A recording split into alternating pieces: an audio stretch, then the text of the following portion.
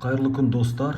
Мінекей біз бүгін Нұрболат трейдер YouTube каналында одан ары қарай сапалы, нақты өзім барлық білетін трейдинг бойынша білімдермен бөлісетін боламын, тегін бөлісетін боламын. Сіздерден тек қана бір нәрсе өтініш, видеоның астында подписаться етіп және лайк басуды ұмытпасаңыздар болғаны. Көптеген трейдерлар білімді, жаңағы осы трейдинг білімін пәленбай мыңға сатады. Мысалға 50 мыңнан бастап, 30 мыңнан бастап 500 мың, миллионға дейін сатады.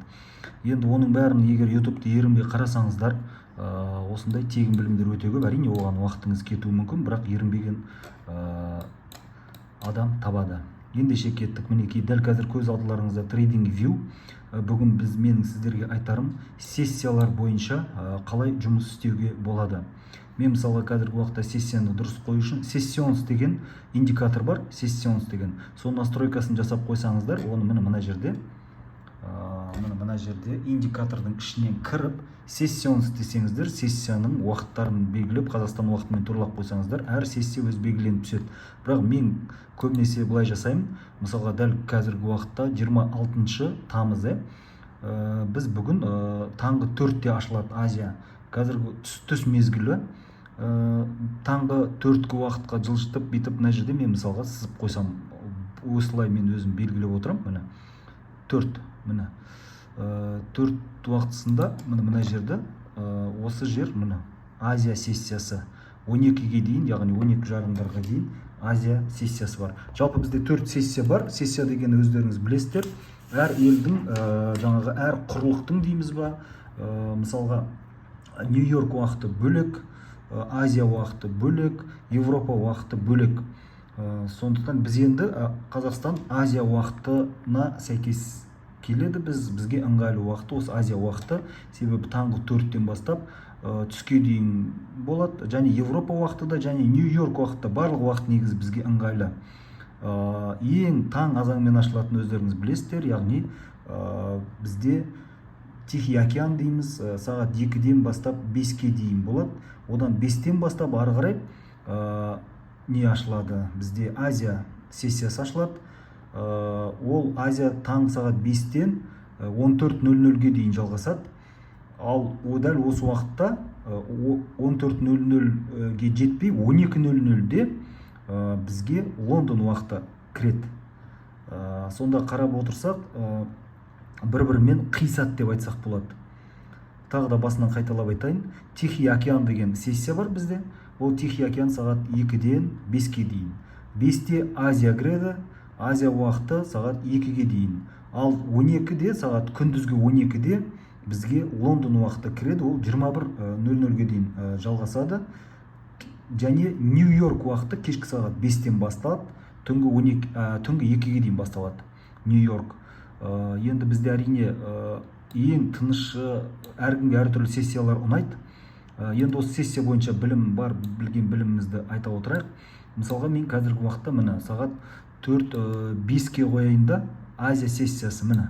Азия сессиясы бізде жоғары қарай кеткен, лонгқа кеткен.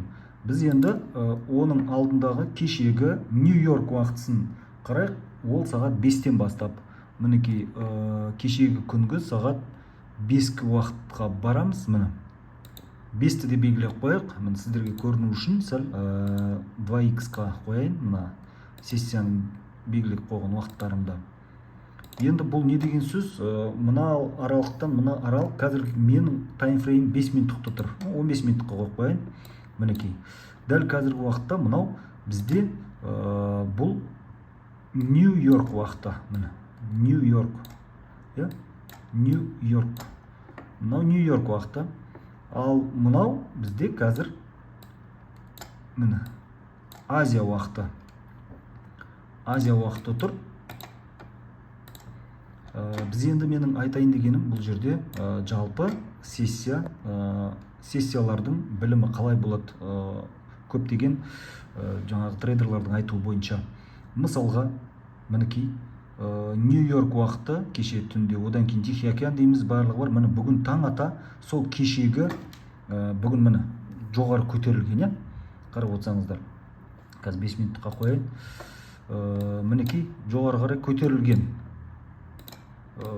Бұл жерден біз нені байқаймыз? Яғни мынаның биіктігі мына кешегі сессияның биіктігінен асып кеткен. Яғни бұдан бұл мына жерден бастап мынаның кешегі Нью-Йорктың биіктігі болатын болса, яғни ең жоғарғы нүктесі болса, мынау кешегі Нью-Йорктың ең төменгі нүктесі деп алайық. Мынау ең жоғарғы, мынау ең төменгі нүктесі болатын болса, осы жоғарғы нүктені алып қойған, жеп қойған, былайша айтқан кезде свеча. Одан асып жығылған. Демек, бұл осылай бұл сессия осылай көбінесе жоғары жүріп береді деген белгі. Жоғары қарай кетеді деген сияқты осындай бір белгісі бар, лонгқа деген сияқты.